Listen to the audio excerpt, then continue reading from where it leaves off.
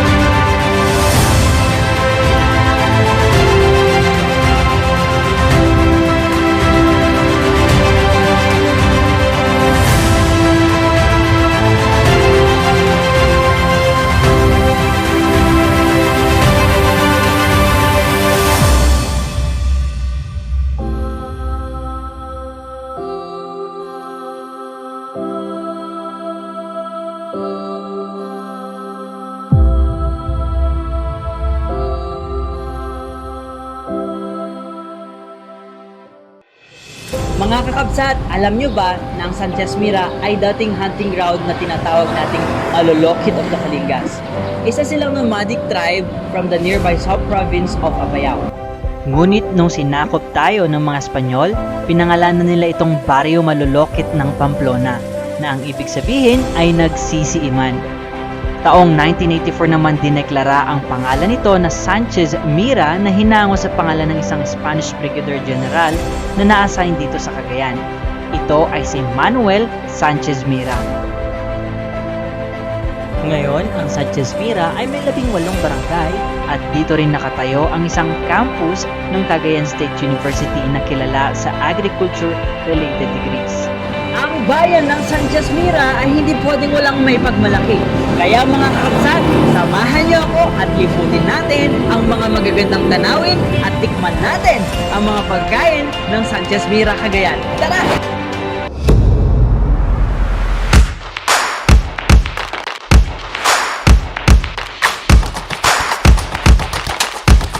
Unahin muna natin ang Namilagang Cave ng Sanchez Mira, Cagayan. Pero bago tayo pumasok, papalitan muna natin ito ng protective helmet para hindi tayo mauntok sa katotohanan na hindi na tayo joke lang.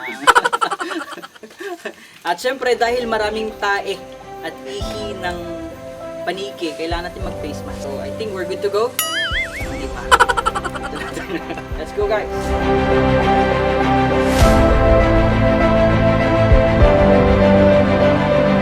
Buhay pa yung ating cave dahil nga may mga stalagmites at saka stalactites pa na talagang nakikita nating buhay. Kaya napaka-importante na pag bibisita tayo dito may talagang control measures sa mga public na bawal silang humawak. Ang kuwebang ito ay binubuo ng mga limestones which is generally composed of calcite, wherein the formation of speleothem inside the cave are a result of process of erosion by percolating water and recrystallization of calcite through dripping of calcium carbonate containing water. Oo, naintindihan nyo yun. Ang ibig sabihin nun, maganda yung cave. Ang cave na ito ay classified as Class 2 with areas or portions which has sections that have hazardous conditions. Ako si Joe Vibiado, yung Eldrin o dito sa Sanchez Mira, and taking charge of our rescue. Namilagang Cave, actually, recently, it was discovered by the Tourism Council last year lang, and immediately drafted caving plan. Namilagang Cave is situated in Barangay Namuac. Hopefully next year, in full bloom na po siya ng tourism activities natin dito sa Namilagang Cave.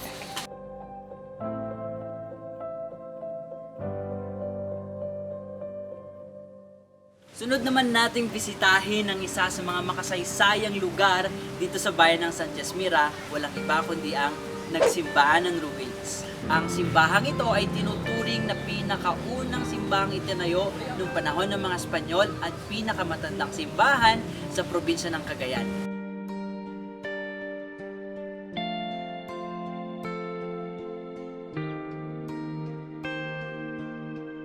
Ni Elizabeth Martinez, single, retired catechist. I came here 1968. Taga po tayo retired dakmutan. Sakop nakmat isimbaan. Isuga sakti, nagbalin na kerti dito. Sigunti sa uday di lolo me nga idi kano after the World War ta even ni de tatang ko he was already 16 years old idi kita da kano pala de a part of the bell nga naka-sink dito yung karayan yung talaga dakkel kan de ta sapa ng ibaga di lolo no lablab sumtek sarita ko ay no kano agbel idi ket no damasiko nga dete talagang makigtot ket maalisan. As years goes by, nakita dakan latang awan de belen. During their time, kuray kan mo sa nga pulungan wang ti pangguyod da idi nga tapno may sang at dalang nga kabalan da jiko. Kaya mo ti bagada nga ti sound na ket gan ti apari, gana di lawag, mga kanjay. Kapigsa kan dakkel kan da nga dua nga kring pa je mangyaon damo ka ngem idi ka tintinag dagay akal kalap kita dangan nakaranran nga je ulit tidanom. Oo. Ang simbahang ito ay isang ang patunay na ang bayang ito ay buhay na buhay pa rin ang kasaysayan.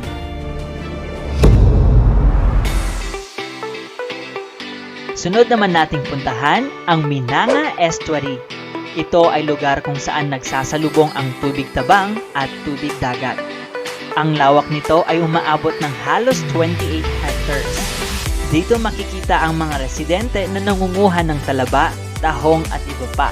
Mga kakabsat, nandito tayo ngayon sa Minanga na kung saan dito natin makikita ang mga talaba farm na ginawa at talaga namang inaalagaan ng mga housemate organizations. So kung makikita nyo dito ay mga maliliit pa lang pero at least may nakikita na tayo mga talaba. Kagaya na ito, yan ang ating mga oyster. Yan. Medyo mabigat na sa kaya hindi ko siya mayahon na.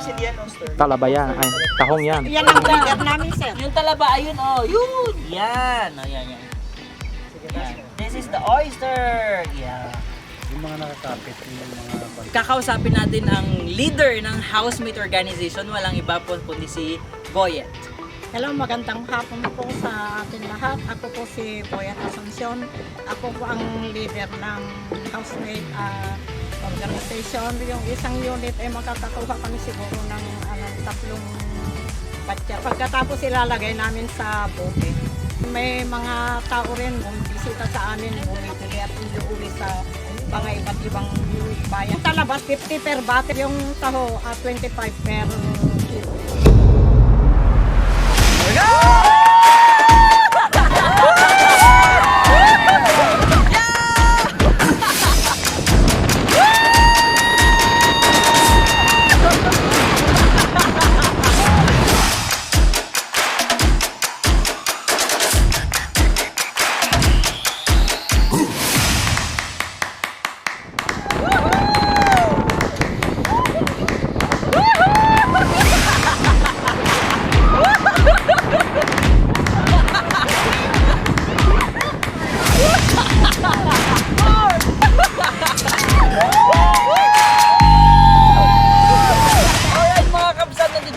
Sa may sand dunes na kung saan na-try nga nating nag 4x4 off-road driving, no? At napakalaki ng potential ng place na ito to be developed as one of the leading tourist destination in terms of off-road talaga namang, o di kaya dito yung sandboarding.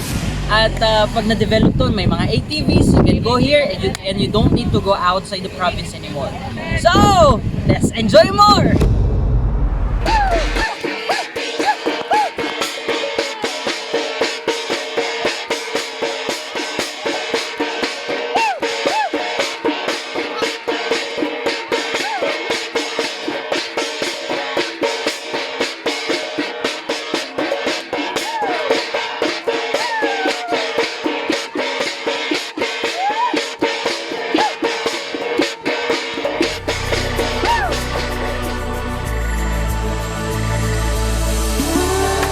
Isa sa mga malalapit sa puso ko ay ang mga akta. At dito sa Sanchez Mira, nakita ko kung paano nila pinapahalagahan ang komunidad na ito sa Purek Agta Village, Barangay Talungan.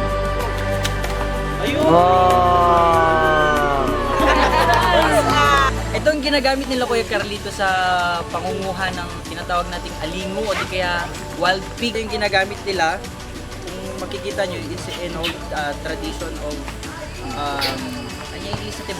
Bow and arrow. Kumbaga sa Old Testament ba ng Bible? Sabay release. Sus! Kagaling eh!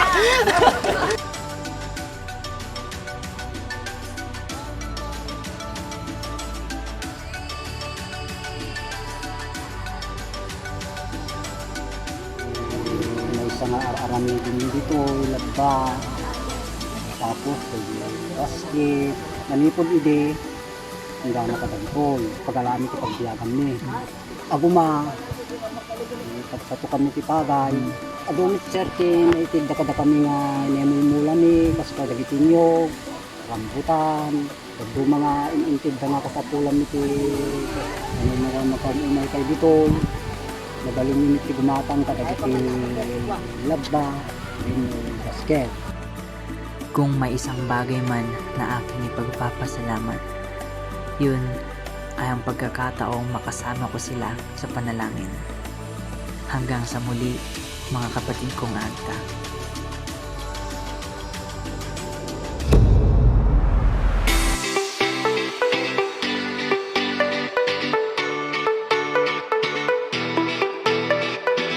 Kano po ni Ken, ito'y lamang umay kantuye!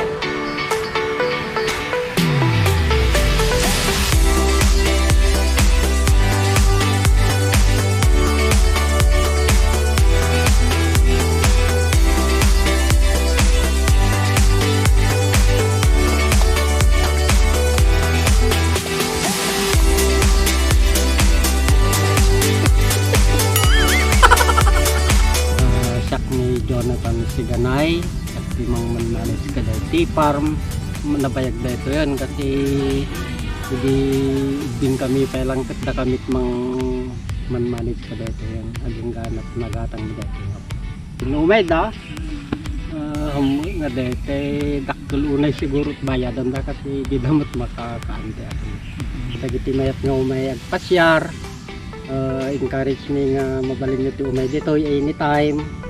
Welcome kayo to entertainment na kayo dito. Tanyugan.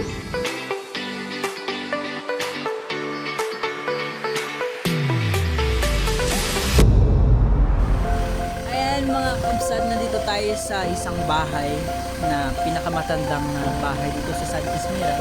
Yung mahigit 80 years old na. Kaya napaka-historic. Yan, maraming mga bagay ang panahon ng mga pinagdaanan ng bahay na ito. Bahay na ito ay naipatayo nung wala pa ako dito at sa ngayon mag-80 na at more na taon ang bahay na ito. Share na lang po siguro kasi ayaw po ng tito ko, yung kasalo ko yung nakatira dito na ma-renovate. Maraming bagyo na po pinagdaanan po. Maraming beses na po lumipad yung mga atip.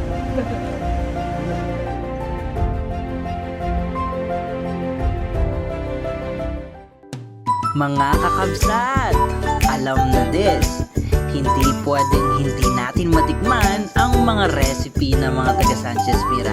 Tara! Dito tayo ngayon para tikman natin ang isang espesyal na dish na mula sa Bagat Restaurant.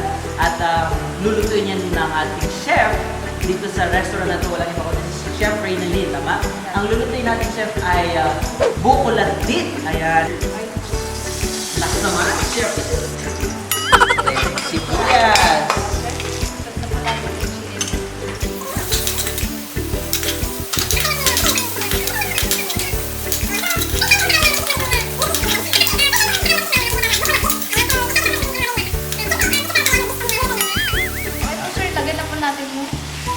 Yan na yung pinaka-important ingredient. Ayan, sa wakas may contribution ako sa pagluluto ni Shiro. Naglalaway na ako para magpuno ng tikman. And then, 1 minute lang. 1 minute. May kayong kakapsat, ramaran to yun, tibukol at di bagaksan. Nakas naman. Ngayon naman mga kapamsat, tuturuan naman tayo ulit ni Chef kung paano lutuin ang tinatawag nilang tinola sa buko. Yan, nahilig ang mga Sanchez Mira sa buko. Yung manok. Welcome to my cooking show. Patis. Ayan, pinaka-importante yung patis pampalasa ng mga kapamsat. Masilap po siya sa sarili niyang oil. Chicken po, pwede naman natin ilagay yun. Charan! Ayan, kumulo na mga kakabsat. Siyempre, pinagtutuduhan ang problema kakapsat. Tumay kayo nagkaldo dito yung bagaksan.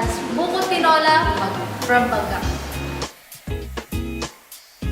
Mga kakabsat, una nating titikman ang bukuladik na tinatawag nila.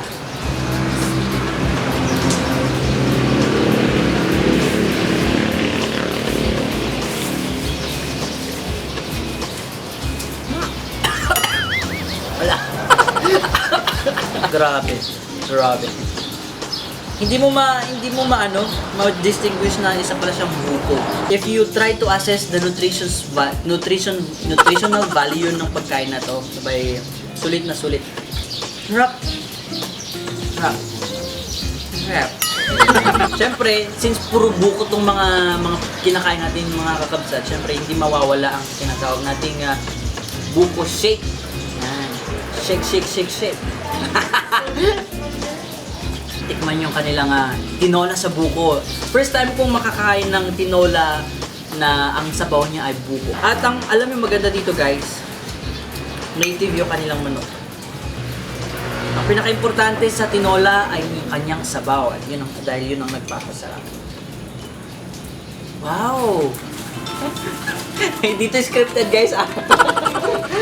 Hindi to scripted. Masarap siya. Iba yung lasa niya dun sa normal na tubig lang na nilagay mo dun sa ordinary na tinola. Sarap. Masarap talaga. Basta masarap pag sinabi kong masarap, kailangan yung tikman guys. Isa pa sa mga pinagmamalaki nila dito sa Bagak Restaurant dito sa may Sanchez Mira mga kapsat ay yung tinatawag nilang Longanisa Barbecue.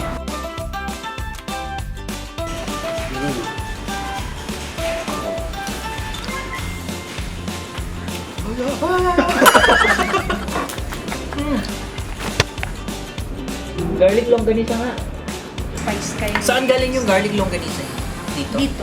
Wow! Parang kaya niya tapatan ng garlic longganisa na tuloy ka na. Nandito tayo ngayon para magmerienda. Yan, ang mimerienda natin ay isang produkto na galing sa Sanchez Mira, original mula sa Sanchez Mira. Ang tinatawag natin dito ay suman latik. Kasama ko ngayon si Mayora at syempre si Nanay Clarita para turuan ako kung paano nga ba gawin ang suman latik. So kailangan dalawa ding dahon ng saging, importante to. Meron tayong sukatan, ang tawag ito ay zonroxol. Dikot, yan, dikot sa Ilocano to, malagkit. Then ilalagay natin dyan, tapos paano siya ipo-fold na? Then fold ng ganyan. Then, ay saksakan, no? Ano sa Tagalog ang saksakan? Siksikin, yung lang. Sudsud. Yan, pagkatapos niyan, for example, maganda na yung pagkagawa ko. And then, gagawin natin, babalot pa ulit natin siya. Ganyan. Ganyan. Yan. And then, gaganito. Babalot pa natin ng isa. So, madami-daming dahon ng saging ang kailangan natin. And then, saka natin siya tatalian. Yan. Resourceful ang mga taga Sanchez Mira guys kasi ang ating tali ay made out of sacks. Yan.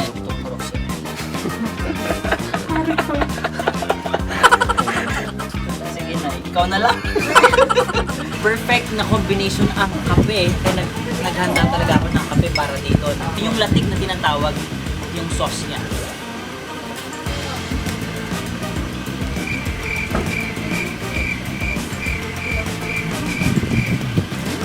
Sino ka na nga ulit? Meron tayong isang kakaibang food recipe na ipapatikim ta sa atin ng Sanchez. Ang tawag dito ay kapukan. It is a beef. Nalagyan siya ng ng different seasonings. Hindi siya naluto. So, pwede namang fresh na naluto, di ba? Yan, titikman natin. Parang kinilaw lang na isda. Kinilaw naman talaga. Masarap po. Masarap. Ano mo yung masarap? Masarap kaya.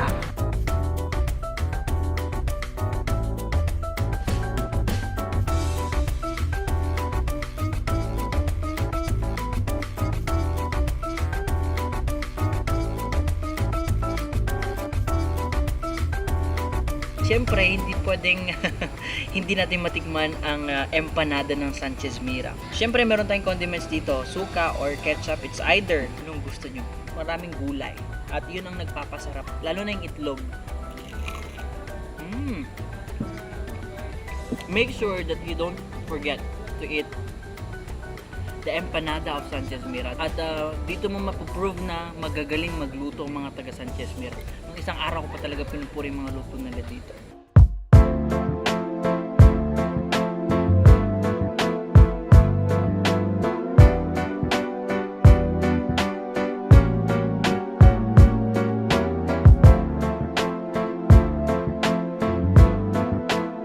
As you see now, this is already ready for extraction. This is now the extracted juice of the malubeg fruits. May pagpanakilming na produkto mi dito sa Sanchez Mira, ug na wine. Cheers! Maraming tagilo, maihan.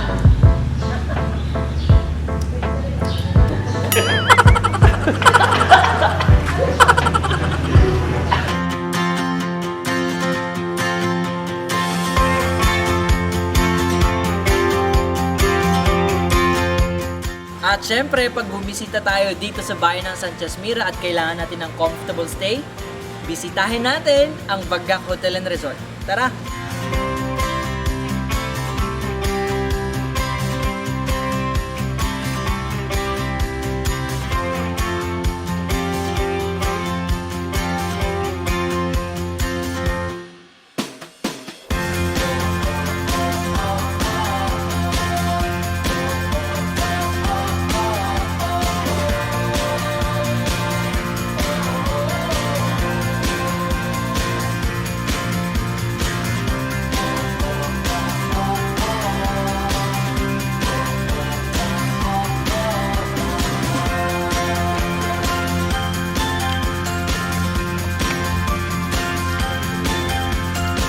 Mga kakabsat, talaga nga namang ang bayan ng Sanchez Mira ay punong-puno ng kasaysayan.